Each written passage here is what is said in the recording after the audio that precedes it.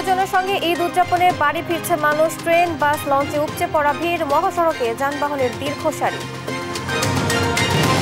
রাজধানীর হাটগুলোতে পর্যাপ্ত কোরবানির পশু, জমে উঠেছে বেচাকেনা, কদর কম বড় গরুর নাগালের মধ্যে দাম। ঈদ জামাতের জন্য প্রস্তুত দিনাজপুরের গৌর এ শহীদ ময়দান। নামাজ সকাল 8:30টায়, থাকছে কয়েক স্তরের নিরাপত্তা। ঈদ উদযাপনে কাশিমপুর মহিলা কারাগারের নানা আয়োজন, বন্দীদের জন্য মুখরোচক খাবার, সাংস্কৃতিক পরিবেশনা, সোনামুড়া পাবে নতুন জামা। দেখা সাক্ষাতের ব্যবস্থা করি, তাদের ফোন কলের ব্যবস্থা করে থাকি এবং তাদের জন্য কিছু ব্যবস্থাপনা আমাদের থাকবে। তাদের কিছু আমরা ওয়েলকাম, কিছু খাবার দাবার অথবা কিছু পরিবেশনা আমাদের থাকবে। পর্যটক বরণে অপেক্ষায় পাহাড় হ্রদে ঘেরা রূপের রানী রাঙামাটি। হোটেল মোটেলে অগ্রিম বুকিং, আকস্মিক বন্যায় দুশ্চিন্তা সিলেটের পর্যটক। আসামে শত শত ভারতীয়কে বিদেশি বলে বাংলাদেশে পৌঁছেন। মুম্বাই ভিত্তিক সিজিপির প্রতিবেদন, আতঙ্কে নিদ্রাহীন হাজারো বাসিন্দা। এবং উয়েফা নেশনস লিগ ফুটবলের ফাইনাল স্পেন, দ্বিতীয় শ্রেণীতে 9 গোলের রোমাঞ্চ, ফ্রান্সকে 5-4 গোলে হারালো স্প্যানিশরা। দেখছিলেন শিরোনাম সংবাদ সকালের, সঙ্গে আছি আমি আয়েশা বুবলি। এবার বিস্তারিত। প্রিয়জনের সঙ্গে ঈদ উদযাপনে ঢাকা ছাড়ছেন কর্মজীবী সহ নানা শ্রেণী পেশার মানুষ। বৃহস্পতিবার সকাল থেকেই রেল, বাস ও নৌপথে যাত্রীদের ছিল উপচে পড়া ভিড়। রেল ও নৌপথে স্বস্তির কথা জানালেও সড়ক পথে ভোগান্তিতে পড়েন যাত্রীরা। ঈদযাত্রা পরিদর্শন করে রেল উপদেষ্টা ফাউজুল কবির খান জানান, বাড়তি ভাড়া আদায় ও টিকিট কালোবাজারি রোধে তৎপর রয়েছে প্রশাসন। এদিকে সদরঘাট পরিদর্শন শেষে নৌপরিবহন উপদেষ্টা জানিয়েছেন, এই ঈদেও যাতায়াত ব্যবস্থা ভালো। এই ঈদ হিমেল ও তন্দ্রা তারুণ্যের সহায়তায় এনআই নাহিদের রিপোর্ট। প্রিয়জনের সঙ্গে ঈদ উদযাপনে এমন ছুটে চলা, কেউ যাচ্ছেন বাসে, আবার কেউ যাচ্ছেন ট্রেন কিংবা লঞ্চে।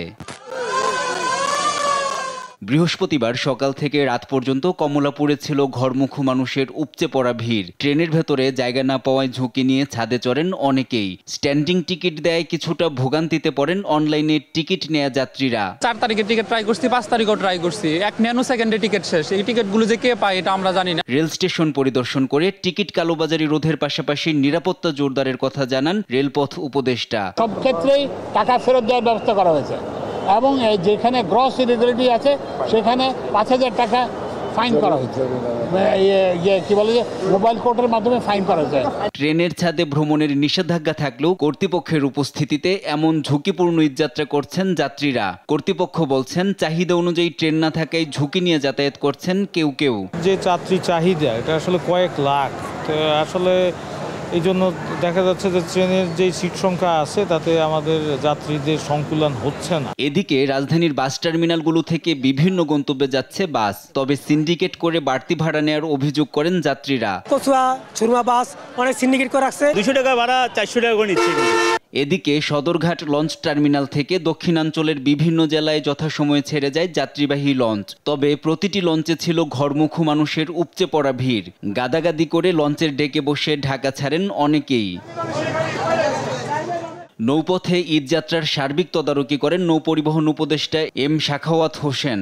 এ সময় তিনি সদরঘাটে সড়ক পথে আসতে যানজট কমাতে এক্সপ্রেসওয়ে নির্মাণের পরামর্শ দেন। যতজন মেয়র হয়েছেন, যতজন মেয়র হওয়ার চেষ্টা করেছেন, যে আপনারা একটা এক্সপ্রেসওয়ে তৈরি করেন, উপরে ফ্রিওয়ে তৈরি করেন, এক্সপ্রেসওয়ে তৈরি করেন, অন্তত ধুলাই খাল থেকে যাতে যারা লঞ্চে যাবে তারা যেন ফ্রিলি অ্যাক্সেস করতে পারে। শেষ সময়ে ঈদযাত্রায় কিছুটা দুর্ভোগ থাকলেও প্রিয়জনের মুখ দেখার অপেক্ষায় থাকা মানুষগুলোর মধ্যে কোনো ক্লান্তি ছিল না। এনআই নাহিদ, দেশ টিভি, ঢাকা। ঈদযাত্রায় টাঙ্গাইলের এলেঙ্গা থেকে যমুনা সেতু পর্যন্ত 13 কিলোমিটার এলাকায় দেখা দেয় দীর্ঘ যানজট। ঢাকা আরিচা এবং নবীনগর চন্দ্রা মহাসড়কে ধীর গতিতে চলে যানবাহন। এদিকে ঢাকা চট্টগ্রাম মহাসড়কের কুমিল্লাতে অতিরিক্ত যানবাহনের চাপ থাকলেও যানজট নেই। তবে যানবাহনের চাপ দেখা যায় ঢাকা মাওয়া এক্সপ্রেসওয়ের মুন্সিগঞ্জ প্রান্তে। ঘরমুখো মানুষের ঢল নামে পাটুরিয়া, দৌলতিয়া ও আরিচা কাজিরহাট নৌ রুটেও। সহকর্মীদের তথ্য ও ছবিতে টুম্পা আফরোজের রিপোর্ট। ঈদের সরকারি ছুটির প্রথম দিনেই সড়ক মহাসড়কে বেড়েছে যানবাহনের চাপ। সেই সঙ্গে বিভিন্ন পয়েন্টে গাড়ি বিকল হওয়ায় তৈরি হয়েছে যানজট। ঢাকা টাঙ্গাইল যমুনা সেতু মহাসড়কে এলেঙ্গা থেকে যমুনা সেতু পর্যন্ত থেমে থেমে চলছে যানবাহন। এতে চরম ভোগান্তিতে পড়েছেন উত্তরাঞ্চলের লাখ লাখ মানুষ। প্রচুর কষ্ট হচ্ছে যানজটে। আমরা চান্দরা থেকে জামে আইতেছি, এ যাবত 12 ঘন্টা জামে পড়ে আছি। সড়ক দুর্ঘটনার কারণে আমাদের এই গাড়িগুলো মাঝে মধ্যে বন্ধ হয়ে যায় এবং সেখানে আমাদের পর্যাপ্ত রেকার আছে, কিন্তু রেকার যখন সেখানে পৌঁছাইতে আমাদের সমস্যা হয়। অনেক সময় সেই ভিড়ের ভিতরে রেকারও আটকা পড়ে, গাড়িটা অপসারণে যখন একটু ডিলে হয় সেক্ষেত্রে আমাদের জ্যাম হয়ে যায়। এদিকে সিরাজগঞ্জের যমুনা সেতু পশ্চিম মহাসড়কে চাপ বাড়লেও স্বাভাবিক গতিতেই চলছে যানবাহন। ঢাকা আরিচা ও নবীনগর চন্দ্রা মহাসড়কে ধীর গতিতে চলছে যানবাহন। দীর্ঘ সময় অপেক্ষা করেও কাঙ্ক্ষিত পরিবহন না পেয়ে পিকআপ ভ্যান ও পশুবাহী ট্রাকে রওনা হচ্ছেন অনেকে। গণপরিবহনে বাড়তি ভাড়া আদায়ের অভিযোগ করেন যাত্রীরা। গাড়িতে একটা যেগুলো আছে এগুলা ভাড়া বেশি যাচ্ছে, 500 টাকার ভাড়া 2000 টাকা 2200 টাকা। গাজীপুরের টঙ্গী থেকে চান্দনা পর্যন্ত যানবাহনের ধীর গতি দেখা যায়। বোর্ডবাজার, ভোগড়া বাইপাস, চান্দনা চৌরাস্তা, টঙ্গী স্টেশন রোড সহ বিভিন্ন পয়েন্টে সৃষ্টি হয় যানজট। কালিয়াকৈরের চন্দ্রা ত্রিমোড় ঘিরে তৈরি হয়েছে যানজট। ঈদযাত্রায় ঢাকা চট্টগ্রাম ও সিলেট মহাসড়কের নারায়ণগঞ্জ অংশে ঘরমুখ মানুষের ঢল নেমেছে। রূপসী, তারাপ ও বরপা এলাকায় ভাঙা সড়ক ও যানবাহন থেমে থাকায় যানবাহনের ধীরগতি দেখা যায়। এদিকে ঢাকা চট্টগ্রাম মহাসড়কের কুমিল্লাতে যানবাহনের অতিরিক্ত চাপ থাকলেও নেই যানজট। ভোগান্তি ছাড়াই গন্তব্যে যাচ্ছে মানুষ। দক্ষিণবঙ্গের প্রবেশপথ ঢাকা মাওয়া এক্সপ্রেসওয়ের মুন্সিগঞ্জ প্রান্তে বেড়েছে যানবাহনের চাপ। পদ্মা সেতুর টোল প্লাজায় দেখা যায় যানবাহনের দীর্ঘ সারি। আজকে তেজগাঁও থেকে ভাই রাস্তার যে পরিস্থিতি, তাতে মনে হয় 4 থেকে 5 ঘন্টা যাইতে পারবো কিনা সন্দেহ। ঘরমুখ মানুষের ঢল নেমেছে পাটুরিয়া, দৌলতদিয়া ও আরিচা কাজিরহাট নৌরুটেও। সেই সঙ্গে রয়েছে যানবাহনের চাপ, তবে কোনো রকম ভোগান্তি ছাড়াই পারাপার হচ্ছে মানুষ। টুম্পা আফরোজ, নিউজ ডেস্ক, দেশ টিভি। আর একদিন পরেই কোরবানির ঈদ। সময় ঘনিয়ে আসায় হাটগুলো উৎসবে রূপ নিয়েছে। রোদ বৃষ্টি উপেক্ষা করে ক্রেতা বিক্রেতার দরদামের প্রতিযোগিতায় জমে উঠেছে রাজধানী সহ সারা দেশের হাটগুলো। ছোট ও মাঝারি আকারের গরুর চাহিদা বেশি, কদর কম বড় আকারের গরুর। এতে বড় গরুর বিক্রেতাদের কপালে পড়েছে চিন্তার ভাঁজ। ইউসুফ ভাইয়ার রিপোর্ট। আর একদিন পরেই পবিত্র ঈদুল আজহা, তাই তো শেষ মুহূর্তে কোরবানি পশুর হাটগুলো রূপ নিয়েছে উৎসবে। গরুর উষ্ণ নিঃশ্বাসের পাশাপাশি ক্রেতা বিক্রেতাদের দরদামে প্রতিযোগিতায় জমে উঠেছে হাটগুলো। রাজধানীর বিভিন্ন হাটে রোদ বৃষ্টি উপেক্ষা করেই চলছে জমজমাট বেচাকেনা। অনেকে বলছে গেল বছরের তুলনায় এবার পশুর দাম কিছুটা সহনীয় পর্যায়ে রয়েছে। তবে বাজেট অনুযায়ী মাঝারি সাইজের গরু কেনায় ঝোঁক দেখা যায় ক্রেতাদের মধ্যে। তবে ক্রেতাদের অভিযোগ, বড় গরুর তুলনায় চাহিদার শীর্ষে থাকায় ছোট গরুর দাম অনেকটাই বেশি। একটা গরু দেখলাম যেখানে 150 হওয়া উচিত ছিল, সে 255 চাচ্ছে, তার মানে প্রায় 1,50,000 টাকা বেশি যাচ্ছে। মাঝারি থেকে একটু মানে ছোট থেকে মাঝারি যেগুলা, সেগুলাই প্রাইস একটু বেশি, বড়গুলা কম্পারেটিভলি একটু কম আছে। আগে মনে করেন 1 লাখ টাকাতে পাওয়া গেছে, এটা এবার দেখা গেছে যে আরো 20,000 টাকা কম। এদিকে রাজধানীর বিভিন্ন হাটে উঠেছে বড় আকারের অসংখ্য গরু, কিন্তু সেই অনুযায়ী ক্রেতা নেই। এতে করে বিক্রেতাদের চোখে মুখে দেখা গেছে হতাশা। ক্রেতাও কম, বিক্রিও কম। আমরা যেই দামের আশাবাদী ছিলাম ওরকম দাম পাচ্ছি না। এখন মানে যে দামে গরু কিনা এর চেয়ে অনেক কমে বলতেছে। তবে গরু ছাগলের সরবরাহ বাড়লেও ক্রেতা উপস্থিতি তুলনামূলকভাবে কম থাকায় ন্যায্য দাম না পাওয়ায় হতাশ খামারি ও ব্যবসায়ীরা। ইউসুফ ভুঁইয়া, দেশ টিভি, ঢাকা। ঈদ জামাতের জন্য প্রস্তুত উপমহাদেশের সবচেয়ে বড় দিনাজপুরের গড়ে এ শহীদ ঈদগাহ মাঠ। সুন্দর ও সুষ্ঠুভাবে নামাজ আদায়ের জন্য জেলা প্রশাসন ও পুলিশের পক্ষ থেকে নেওয়া হয়েছে সব ধরনের প্রস্তুতি। এরই মধ্যে মাঠেই পরিদর্শন একাধিকবার জেলা প্রশাসন ও আইনশৃঙ্খলা বাহিনীর বৈঠক হয়েছে। সকাল 8:30টায় ঈদুল আজহার জামাত। হানুর রশিদের রিপোর্ট জানাচ্ছেন আপন উপু। ঈদুল আজহার জামাতের জন্য প্রস্তুত দক্ষিণ এশিয়ার সবচেয়ে বড় ঈদগাহ মাঠ দিনাজপুরের গোরে শহীদ ময়দান। একসঙ্গে ঈদের নামাজ আদায় করতে পারবেন লাখো মুসল্লি। প্রতি বছরের নেই এবারও নামাজ পড়বো ইনশাল্লাহ। দেশের বিভিন্ন প্রান্ত থেকে মুসল্লিরা আসে, আমরাও আসি। এটা আমাদের দিনাজপুরের এবং আমাদের গর্ব, আনন্দের বিষয়। 50টা মাইক লাগাবো, কালকে আরও মাল আসবে, তারপরে লাগাবো। এবং কালকে আমরা মাইক টেস্ট করে নিব। আকাশের আবহাওয়া ভালো না, তাই অগ্রিম আমরা কাজটা তাড়াতাড়ি করার চেষ্টা করতেছি। সবাই নামাজ পড়তে আসবেন, সবাই একসাথে নামাজ পড়ব। ঈদের নামাজ সুষ্ঠুভাবে পরিচালনার জন্য জেলা প্রশাসক, পৌর প্রশাসক, আইনশৃঙ্খলা বাহিনীর সঙ্গে একাধিকবার বৈঠক হয়েছে। নিয়মিত পরিদর্শন করছেন ঈদগাহ মাঠ। এছাড়াও সিসি ক্যামেরা, ওয়াচ টাওয়ার স্থাপন সহ নেওয়া হয়েছে কয়েক স্তরের নিরাপত্তা ব্যবস্থা। আইন শৃঙ্খলা পরিস্থিতি একেবারেই স্বাভাবিক। কোনো ধরনের আইন শৃঙ্খলা পরিস্থিতি কোনো ধরনের অবনতি হবে না।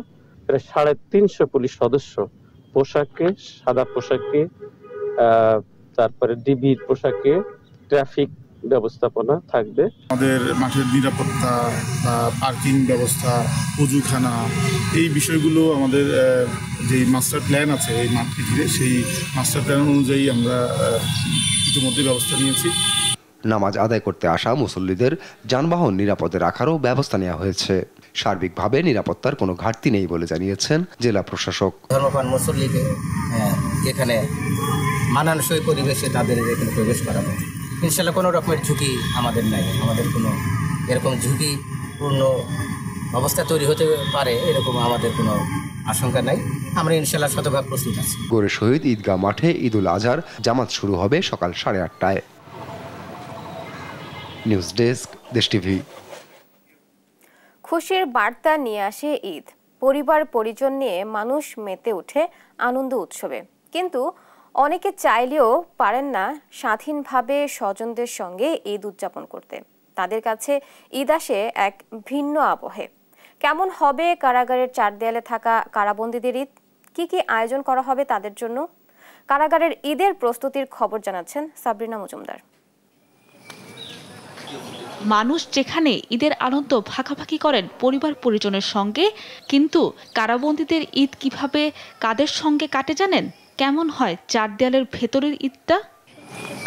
কাশিমপুর মহিলা কারাগারের দৃশ্য এটি, যেখানে বিভিন্ন মামলার সাজাপ্রাপ্ত আসামি থেকে শুরু করে রয়েছে রাজনৈতিক বন্দীও। এবারের ঈদুল আজহা কেমন কাটবে তাদের, সেই খোঁজ নিতেই দেশ টেলিভিশনের ক্যামেরার আলো পড়ে কারাগারে। এই মহিলা কারাগারে এবার ঈদ করবেন 568 জন বন্দী। ঈদের আগের দিনের মেহেদি উৎসব থেকে শুরু করে ঈদের দিন তাদের জন্য করা হবে সাংস্কৃতিক আয়োজনও। দিনভর রাখা হয়েছে মুখরোচক সব খাবার। সকালে ওদের জন্য রাখি পায়েস মুড়ির ব্যবস্থা করা হয়। দুপুরে থাকবে হয়তো পোলাও, গরুর মাংস, অথবা যারা গরু খায় না খাসি, ওদের জন্য থাকায় খাসির মাংসটা, মুরগির রোস্ট থাকে, মিষ্টি থাকে, সফট ড্রিঙ্কস থাকে, পান সুপারি থাকে, সালাদ থাকে। আর রাতে যেটা থাকে ওদের জন্য থাকে সাদা ভাত থাকে, আলুর দম থাকে, আর রুই মাছ ভাজা থাকে। মেহেদি উৎসব বলে আগের দিন, যেটা ঈদের আগে ওদের ক্ষেত্রে এটা যেটা বিশাল আকারে হয় মেহেদি উৎসবটা পালন করা হয়। এখানে অনেক অভিনেত্রীও আছে, এমনও আছে অনেক স্পেশাল ব্যক্তিও থাকে, যাদের মাধ্যমে আমরা আসলে যেটা বললাম যে যেহেতু এটা নারী ফিমেল জেল, এই ক্ষেত্রে আমরা কালচার প্রোগ্রাম, আমি আশা করি আমার এর আগেও করেছি, এখানকার অনুষ্ঠানটা অনেক বেশি জাঁকজমকপূর্ণ হয়। কারা মহাপরিদর্শক জানান, বন্দীদের জন্য প্রতিবারের ন্যায় এবারও রাখা হয়েছে বিশেষ ব্যবস্থা। এর আগের বারের ন্যায় বন্দীরা পাচ্ছেন প্রিয়জনের সঙ্গে দেখা করার সুযোগ, সাথে থাকছে 5 মিনিট টেলিফোনে কথা বলার সুযোগ। বিশেষ ব্যবস্থাপনার অংশ হিসাবে আমরা তাদের ডিউ ব্যতীত সাক্ষাৎ, যদি ডিউ দেখা সাক্ষাতের ব্যবস্থা করি, তাদের ফোন কলের ব্যবস্থা করে থাকি। যারা দেখা সাক্ষাৎ করতে আসবেন অথবা সেবা প্রত্যাশী যারাই আসবেন, তাদেরকে আমরা আমাদের পক্ষ থেকে ওয়েলকাম করব, এবং তারা যাতে কোনো রকমের হ্যাসেল ফ্রি থাকে, কোনো রকমের ঝামেলা মুক্তভাবে তাদের দেখা সাক্ষাৎটা হয়, এটা নিশ্চিত করব। এবং তাদের জন্য কিছু ব্যবস্থাপনা আমাদের থাকবে, তাদের কিছু আমরা ওয়েলকাম, কিছু খাবার দাবার অথবা কিছু পরিবেশনা আমাদের থাকবে। কারাবন্দী মায়েদের সঙ্গে থাকা ছোট্ট সোনামণিদের জন্য ঈদের নতুন কাপড়ের ব্যবস্থাও রেখেছে কারা কর্তৃপক্ষ। করা হবে মুখরোচক সব খাবার ও খেলাধুলার ব্যবস্থাও। ঈদের উপলক্ষে তাদেরকে আমরা যেটা করি, একটা কেকের আয়োজন করি, বাচ্চারা যেটা পছন্দ করে মূলত একটা কেকের কাটার ব্যবস্থা করি, তাদের পছন্দের খাবারটা রাখি, এটা একটু চকলেট, চিপস, জুস, আর পাশাপাশি একটা ফলের রাখার ব্যবস্থা করি। এবারও তার ব্যত্যয় হবে না, পাশাপাশি তাদেরকে নতুন পোশাক দেওয়া হবে, খেলনা দেওয়া হবে। ঈদের পরের 3 দিন বাসা থেকে আনা পরিবারের খাবারও উপভোগের সুযোগ পাচ্ছেন কারাবন্দীরা। কারা প্রশাসনের এমন মানবিক প্রচেষ্টা বন্দীদের সামাজিক ও নৈতিক উন্নয়নে গুরুত্বপূর্ণ বলছেন সংশ্লিষ্টরা। সাবরিনা মজুমদার, দেশ টিভি, ঢাকা। পটুয়াখালীর কৃষক সোহাগ মৃধার দেয়া কোরবানির গরু কালো মানিক গ্রহণ করেননি বিএনপি চেয়ারপারসন বেগম খালেদা জিয়া। পরিবর্তে তিনি সোহাগ মৃধাকে নির্দেশ দিয়েছেন নিজ এলাকায় ফিরে স্থানীয় নেতাকর্মীদের সঙ্গে ঈদের কুরবানি সম্পন্ন করতে। বৃহস্পতিবার রাতে বিএনপির স্থায়ী কমিটির সদস্য ডাক্তার AZM জাহিদ এসব তথ্য নিশ্চিত করেন।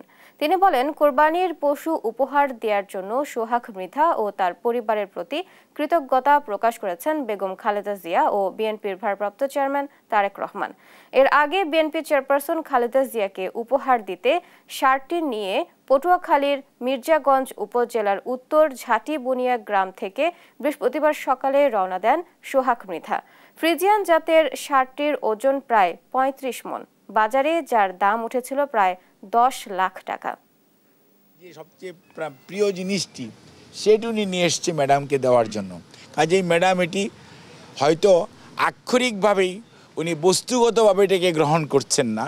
ম্যাডামের অনুরোধ হচ্ছে উনি এটা যদি ব্যবহার করে অর্থাৎ কুরবানি দেয় এবং সেইটা আমাদের নেতা কর্মী সহ সাধারণ মানুষকে নিয়ে উনি উপভোগ করেন, এটি গ্রহণ করেন, সেটাতেই ম্যাডাম সবচেয়ে খুশি। আমি অনেক খুশি, আমার গরুটা তারা গ্রহণ করছে, সার্থক, অনেক অনেক সার্থক, সার্থকের বড় সার্থক হয়েছে আমার। গণতান্ত্রিক সরকার প্রতিষ্ঠার মাধ্যমে একটি গণতান্ত্রিক সমাজ প্রতিষ্ঠিত হবে, যেখানে সব ক্ষেত্রের জবাবদিহিতা থাকবে বলে মন্তব্য করেছেন বিএনপির সিনিয়র যুগ্ম মহাসচিব রুহুল কবির রিজভী। বৃহস্পতিবার দুপুরে দলের কেন্দ্রীয় কার্যালয়ে এক ব্রিফিংয়ে তিনি বলেন, বিএনপির ভারপ্রাপ্ত চেয়ারম্যান তারেক রহমানের স্ত্রী ডক্টর জুবাইদা রহমান এবং কন্যা জাইমা রহমানের কোনো ফেসবুক অ্যাকাউন্ট নেই। জিয়া পরিবারকে বিতর্কিত করতেই সামাজিক যোগাযোগ মাধ্যমে তাদের নামে একাধিক ভুয়া অ্যাকাউন্ট এবং আর্টিফিশিয়াল ইন্টেলিজেন্স দিয়ে তৈরি ছবি ও ভিডিও ছড়ানো হচ্ছে বলে অভিযোগ করেন রিজভী। নির্বাচন নিয়ে টালবাহানা না করে ডিসেম্বরের মধ্যে জাতীয় নির্বাচন দেওয়ারও দাবি জানান রিজভী।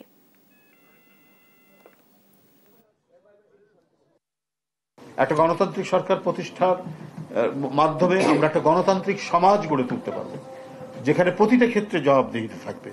তো সেই গণতান্ত্রিক সমাজ যেখানে গড়ে তোলার আমরা চেষ্টা করেছি, একটি গণতান্ত্রিক সমাজে মিথ্যার কোনো স্থান নেই। এসব অপপ্রচারের লক্ষ্য হচ্ছে জনমনে জিয়া পরিবারকে নিয়ে বিভ্রান্তি সৃষ্টি করা। যারা এ ধরনের জালিয়াতির কাজে যুক্ত রয়েছে তারা সুদূর প্রসারী কোনো চক্রান্তের নীল নকশা বাস্তবায়ন করছে বলে আমরা মনে করি। এই সমস্ত অপকর্মের সাথে যারা জড়িত তাদেরকে অবিলম্বে আইনের আওতায় এনে দৃষ্টান্তমূলক শাস্তির জোর দাবি জানাচ্ছি। চট্টগ্রামের কালুরঘাট সেতুতে পর্যটক এক্সপ্রেস ট্রেনের ধাক্কায় একটি সিএনজি চালিত অটোরিকশা দুমড়ে মুচড়ে গেছে। এই ঘটনায় 3 জন নিহত এবং 7 জন আহত হয়েছে। বৃহস্পতিবার রাত 10:30টার দিকে সেতুর বোয়ালখালী অংশে এই দুর্ঘটনা ঘটে। জানা যায়, কক্সবাজার থেকে ছেড়ে আসা পর্যটক এক্সপ্রেস ট্রেনটি বোয়ালখালী অংশ থেকে শহরের দিকে ব্রিজ পার হয়ে আসার সময় সিগন্যাল দেওয়া হয়েছিল, কিন্তু সিগন্যাল না মেনেই সেতুর উপরে উঠে যায় একটি অটোরিকশা। দ্রুত গতিতে আসা ওই ট্রেনের সাথে তখন সংঘর্ষ হয়। চান্দগাঁও থানার ভারপ্রাপ্ত কর্মকর্তা মোহাম্মদ আফতাব উদ্দিন বলেন, ট্রেনের সঙ্গে কয়েকটি সিএনজি অটোরিকশা সহ বেশ কয়েকটি গাড়ির মুখোমুখি সংঘর্ষ হয়। এতে এক শিশু সহ 3 জনের মরদেহ উদ্ধার করা হয়েছে। কয়েকজনকে আহত অবস্থায় হাসপাতালে পাঠানো হয়েছে।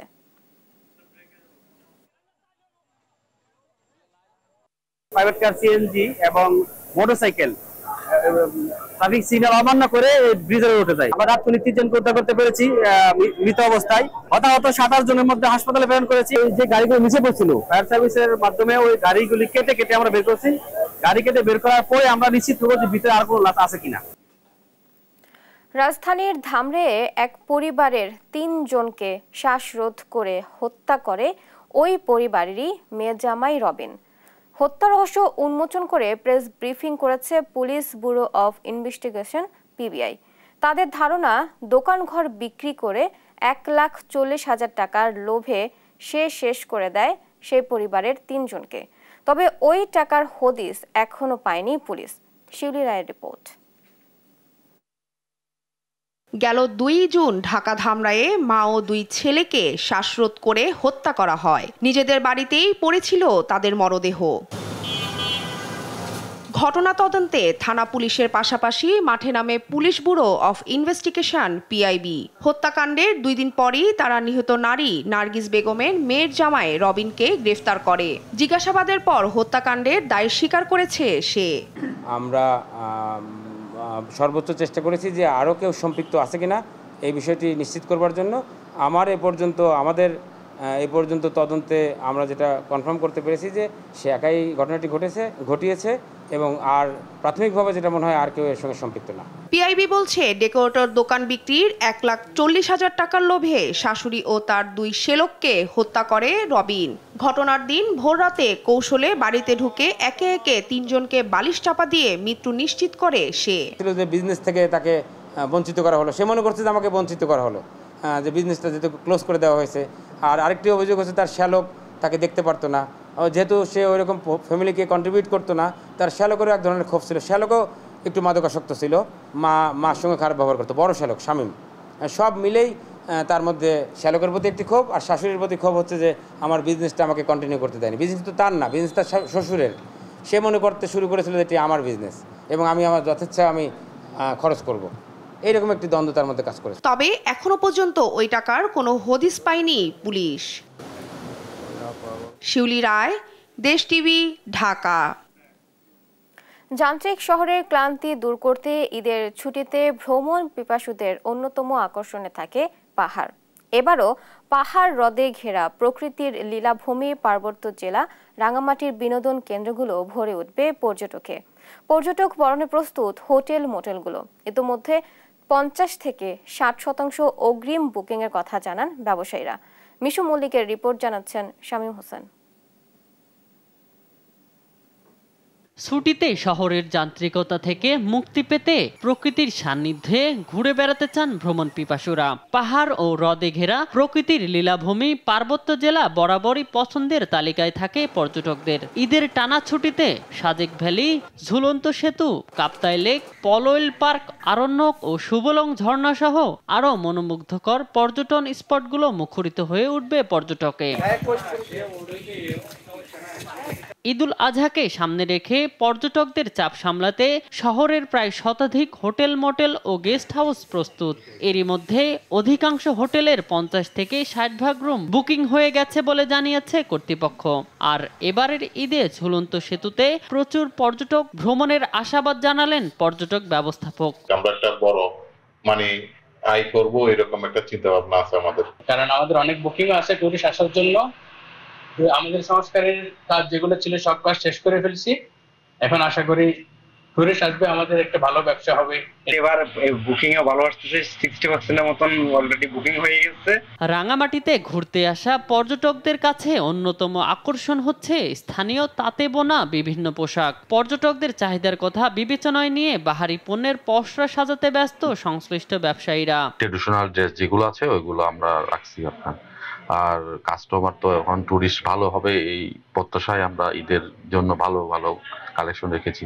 আশা করতেছি ভালো কিছু হবে, টুরিস্ট আসলে আমাদের বেচা বিক্রিও ভালো হবে, এটাই আশা রাখতেছি। টুরিস্ট আসলে আমাদেরও নতুন নতুন কালেকশন আসছে, ভালো সেল হবে আশা করি। ছুটিতে আশানুরূপ পর্যটক ভ্রমণে আশা প্রকাশ করছে পর্যটন কর্পোরেশন। তো আশা করতেছি এই টানা 10 দিনের বন্ধতে আমাদের ব্যবসা ভালো হবে।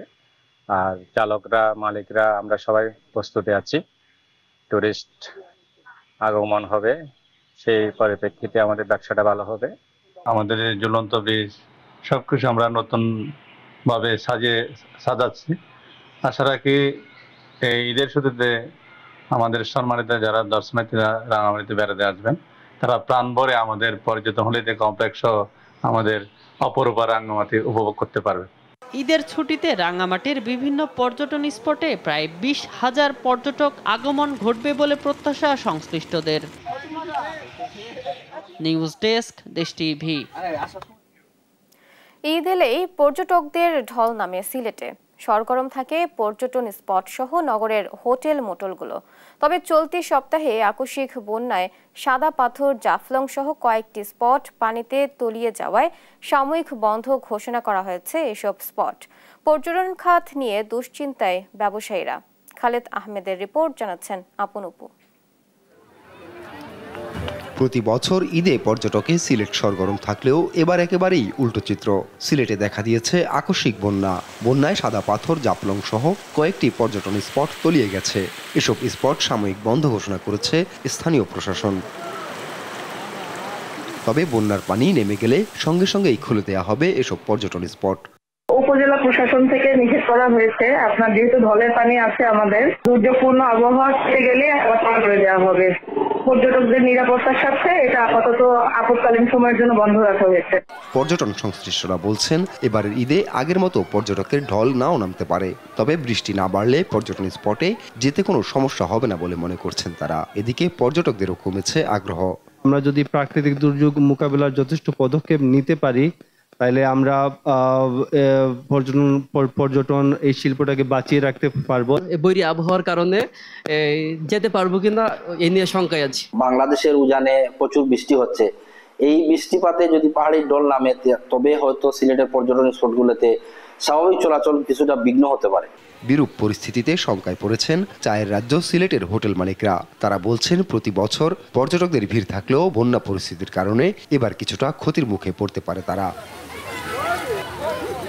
তবে জেলা প্রশাসন বলছে, যাতায়াতে সাময়িক নিষেধাজ্ঞা দেওয়া হয়েছে। পর্যটকদের নিরুৎসাহিত হওয়ার কারণ নেই। যেসব স্পটে হচ্ছে নদীর মাধ্যমে বা পানির মাধ্যমে মানুষজন বিভিন্ন দূরত্বে যাইতো, সেগুলোতে সতর্কতা অবলম্বন করা হচ্ছে। কারণ যেহেতু পানিতে স্রোতের পরিমাণ বেশি এবং কিছুটা অনিরাপদ, সেই কারণে কোনো স্পট বন্ধ ঘোষণা করা হয়নি। মানুষ আসলে দেখে যেতে পারবে। সিলেটের পর্যটন এলাকাগুলো শুধু সৌন্দর্যের আকর্ষণ নয়, হাজারো মানুষের জীবিকারও উৎস। অনিশ্চয়তা কাটিয়ে শিগগিরই ঘুরে দাঁড়ানোর আশা সংশ্লিষ্টদের। নিউজ ডেস্ক, দেশ টিভি।